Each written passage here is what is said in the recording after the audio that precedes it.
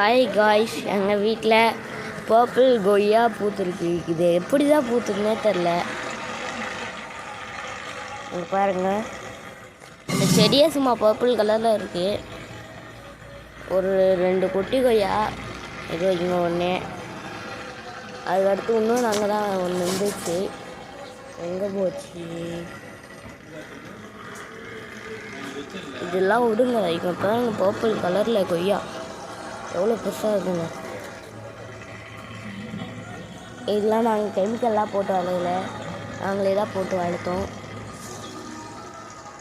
நாங்களேன்றேன், கெமிக்கல்லாம் போட்டு வளர்க்கல. காய் அதுவாகவே வந்துச்சு. சத்து போட்டதுக்கு ஏதோ விட்டுட்டோம்.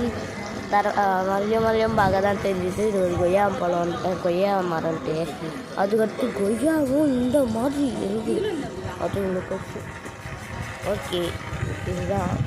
ஆனால் இது எப்படி வருதுன்னு தெரில. உங்களுக்கு தெரிஞ்சால் கமெண்ட் பண்ணுங்கள். அவ்வளோதான்.